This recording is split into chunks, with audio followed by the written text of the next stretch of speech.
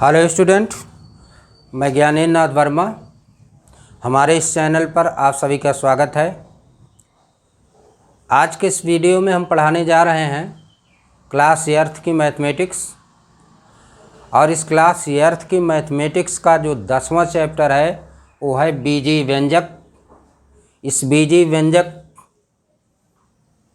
के चैप्टर का नाम है, इसी को हम पढ़ाने चल रहे हैं। तो देखिए, बीजीय व्यंजक की जो इंग्लिश होती है वो होती है अलजेब्रिक एक्सप्रेशन। इसको इंग्लिश में कहते हैं अलजेब्रिक एक्सप्रेशन। अलजेब्रिक मीन्स होता है बीजीय, एक्सप्रेशन मीन्स होता है व्यंजक। तो आप यह जानिए कि पहले व्यंजक क्या होता है। बीजीय व्यंजक में घातांक धनात्मक होता है। आप केवल अभी इतने जानिए, और आगे क्लास में आप जाएंगे तो और भी कुछ सीखेंगे, लेकिन अर्थ में केवल इतने जानिए कि बीजीय व्यंजक में जो घातांक होंगे वो धनात्मक होंगे। जैसे इस तरह से -3x⁴ + 2, ये क्या है, एक बीजीय व्यंजक है। और वैसे भी आप ये कह सकते हैं कि जब हम किन्हीं दो अचर और किन्हीं चर और अचर को जब हम प्लस माइनस चिन्ह द्वारा संयोजित करते हैं तो वही बीजीय व्यंजक होता है, और उसकी जो घात होगी चर की वो धनात्मक होती है। तो यहाँ देखिए, चर x है, इसकी घात धनात्मक है 4 है, तो ये क्या कहलाएगा, एक बीजीय व्यंजक कहलाएगा। केवल आपको इतने जानना है कि जो चर की घात हो धनात्मक होगी वो बीजीय व्यंजक होगा। अब बीजीय व्यंजक का मानक रूप क्या होता है। मानक रूप का मतलब होता है जो भी बीजीय व्यंजक दिया जाएगा उसके चर की घटती हुई घात में लिख देना या चर की बढ़ती हुई घात में लिख देना ही उस बीजीय व्यंजक का मानक रूप कहलाता है। जैसे मान लीजिए कोई व्यंजक दिया है 3x⁵ + x² - 2x + 1, ये आपका व्यंजक दिया गया है। इसका मानक रूप अगर आपको लिखना है तो आपको क्या करना है, इस चर की घटती हुई घात में लिख दीजिए, इसको व्यवस्थित कर दीजिए, या चर की बढ़ती हुई घात में लिख दीजिए। तो देखिए, चर की अगर हम घटती हुई घात में इसको लिखते हैं तो देखिए पहले से ही चर के घटती हुई घात में यहाँ पर इस तरह से लिख देते हैं। ये देखिए, अगर इसको हम इसका मानक रूप अगर हमको लिखना है तो चर की घटती हुई घात में लिखिए अथवा बढ़ती हुई घात में लिखिए। तो सबसे पहले आप क्या करेंगे, सबसे पहले अगर आप इसके चर के घटती हुई घात में इस व्यंजक को लिखना चाहेंगे तो आप क्या लिखेंगे, सबसे पहले सबसे बड़ी घात लिखेंगे x⁵, फिर 3x² - 2x + 1। तो यही क्या हो जाएगी, इस व्यंजक का ये क्या हो जाएगा, मानक रूप बन जाएगा। और इसी को जो है अगर आप इसको घात के बढ़ते क्रम में लिखेंगे, इसी का उल्टा आप कर दीजिए 1 - 2x + 3x² + x⁵। तो क्या है, इस व्यंजक का ये क्या है, मानक रूप है। तो कहने का मतलब बीजीय व्यंजक के चर के घटती हुई घात में व्यवस्थित करना या चर की बढ़ती हुई घात में व्यवस्थित करना ही उस बीजीय व्यंजक का मानक रूप कहलाता है। इसका अगला पॉइंट आता है व्यंजक की घात। व्यंजक की घात का मतलब होता है कि उस व्यंजक के चर की जो सबसे अधिकतम घात होगी, सबसे बड़ी घात होगी, उसी को हम चर की उस व्यंजक की घात कहते हैं। तो यहाँ पर जैसे यही आपका एग्जाम्पल है जो हमने ऊपर लिखा है, ये वाला एग्जाम्पल। अब आप देखिए, इस व्यंजक में आपको चर की सबसे बड़ी घात क्या दिखाई दे रही है, 5 दिखाई दे रही है। तो जैसे मान लीजिए 3x² + x⁵ - 2x + 1, इस व्यंजक की घात आप क्या कहेंगे, इस व्यंजक की घात आप कहेंगे 5 है, क्योंकि चर की सबसे बड़ी घात कितनी है, 5 है। तो बीजीय व्यंजक के चर की सबसे बड़ी घात को उस व्यंजक की घात कहा जाता है। तो यह तो बहुत बेसिक, बहुत थोड़ा था इसमें। अब आप इन बीजीय व्यंजकों का गुणा करेंगे। आप अगर 2 बीजीय व्यंजक दिए गए हैं तो उनका आप गुणा करेंगे। अब आप देखिए, एक चीज़ और आप ध्यान दीजिए कि बीजीय व्यंजक एक पद का भी हो सकता है, 2 पद का भी हो सकता है, 3 पद का भी हो सकता है।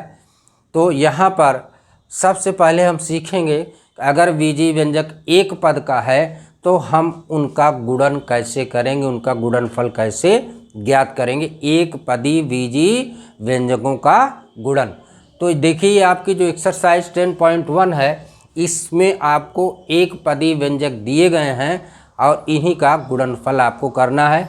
तो अब आप देखिए ये थोड़ा सा और आप जान लीजिए कि एक पदी जो व्यंजक होता है या दो पदी व्यंजक होता है ये क्या होता है। देखिए अगर किसी भी चर या अचर के बाद जैसे x² लिखा है तो इसमें केवल एक ही पद है तो एक पदी व्यंजक कहा जाएगा।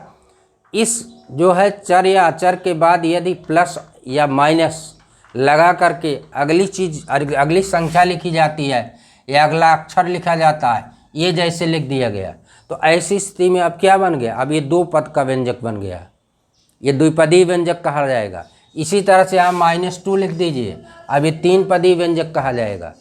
तो इस तरह से किसी चर या अचर राशि के बाद प्लस या माइनस चिन्ह लगा करके अगली चर या अचर राशि जब लिखी जाती है तो वह क्या हो जाता है, उसका अगला पद स्टार्ट हो जाता है, अर्थात एक पद से दो पद में बन जाता है या दो पद से तीन पद में बन जाता है। तो ये आपका जैसे x² लिखा है तो एक पदी व्यंजक है, x² + 2 लिखा है दो पदी व्यंजक है, x² - 2x + 5 लिखा है तीन पदी व्यंजक है, x³ + 2 x² + 4 x - 8 ये लिखा है चार पदी व्यंजक है।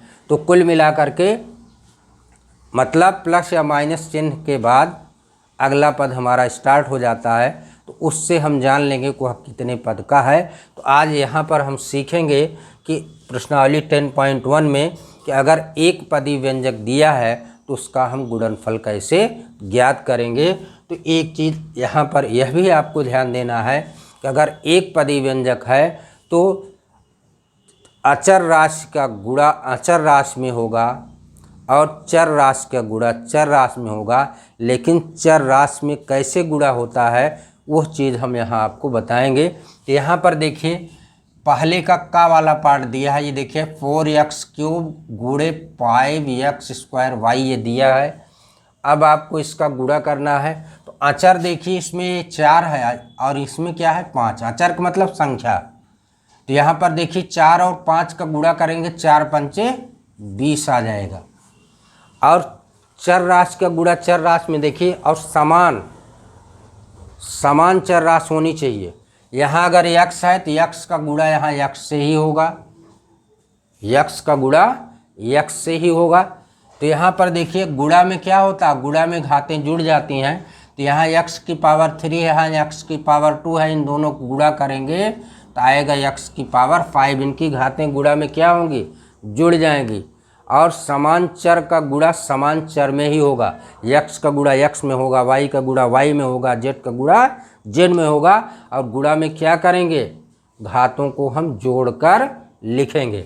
अब देखिए यहाँ केवल y है और कहीं y नहीं है, जैसे y लिखा वैसे हम लिख देंगे, यही हमारा आंसर हो जाएगा क्वेश्चन नंबर 1 का। आइए दूसरा क्वेश्चन देखते हैं। यहाँ पर आपको ये भी चिन्हों का भी ज्ञान होना चाहिए। हम चिन्हों का ज्ञान आपको बता चुके हैं कि कैसे हम कहाँ प्लस लगाएं कहाँ माइनस लगाएंगे, ये आपको मालूम होना चाहिए। अगर नहीं मालूम है तो आप हमारे पहले वीडियो में जो हमने चिन्हों के बारे में बताया है उसको आप देख सकते हैं। यहाँ पर देखिए -3 का गुणा -7 में करेंगे तो आ जाएगा -21। अचर का गुणा अचर में हो जाएगा और चर का गुणा चर में करेंगे। यहाँ देखिए x⁻2 है, यहाँ x⁻3, इन दोनों का गुणा होगा तो घातें जुड़ जाएंगी, x⁵ आ जाएगा। यहाँ y⁻1 है, वहाँ y⁻2 है, दोनों का गुणा करेंगे y⁻3 हो जाएगा। यहाँ z है, यहाँ z नहीं है, इसलिए z जैसे वैसे रख देंगे। ये आपका पहले का गा वाला पार्ट है, बहुत आसान तरीका है। अब आप यहाँ देखिए यहाँ पर -5/16 का गुणा 4/25 में करेंगे। और फिर देखिए x⁻3 यहाँ है, यहाँ x है ही नहीं तो x⁻3 जैसे वैसे होगा। और फिर यहाँ देखिए y⁻1 है, यहाँ y⁻2 है, इन दोनों गुणा करेंगे तो y⁻3 हो जाएगा। यहाँ पर t⁻2 है, यहाँ t⁻3 है, दोनों का गुणा करेंगे t⁻5 हो जाएगा। गुणा में घातें जुड़ जाएंगी, बशर्ते चर क्या होने चाहिए, समान होने चाहिए। समान चर का गुणा समान चर में ही होगा। अब आप इसको सॉल्व कर सकते हैं। देखिए 5 1 के 5, 5 5 25, 4 1 के 4, 4 चौका 16। अब ऊपर आपका आ गया -1, नीचे आ गया 4 गुणे 5, आ जाएगा -1/20 X cube Y cube Z की पावर 5। यही आपका आंसर हो जाएगा। ये था आपका क्वेश्चन नंबर 1 का घ। अब आप अगला क्वेश्चन देखिए। अगला क्वेश्चन, चर का गुणा चर में होगा, अचर का गुणा अचर में। -1/5 गुणे 5/9 ये आपका हो जाएगा। यहाँ a की पावर 3 है, इधर a की पावर 3 नहीं है, जैसे वैसे लिख देंगे। फिर b की पावर 2 है, यहाँ b की पावर 3, इन दोनों का गुणा हो जाएगा, गुणा में घातें जुड़ जाएंगी, b की पावर 5 हो जाएगा। यहाँ c है, यहाँ c की पावर 1 है, यहाँ c की पावर क्या है, 3 है। c इस दोनों का गुणा करेंगे तो c की पावर 4 हो जाएगा। और देखिए यहाँ z की पावर 4 है और z कहीं नहीं है, तो जो जैसे वैसे लिख देंगे। अब यहाँ पे देखिए और ये कैंसिल हो जाएगा, आ जाएगा -1/9, a की पावर 3, b की पावर 5, c की पावर 4 और z की पावर 4। यही हमारा आंसर हो जाएगा। तो इस तरह से बच्चों हम जो है एक पदी व्यंजकों का गुणन करते हैं। आपको ध्यान यही देखना है कि आपको समान चर का गुणा समान चर में ही करना है, और गुणा करते समय उनके चरों की घात जुड़ जाती है। और अचर पद का गुणा अचर पद में करना, अचर पद का मतलब संख्या, संख्या का गुणा आपको संख्या में करना है। तो ये था आपका प्रश्नावली 10.1 का क्वेश्चन नंबर 1। Thank you.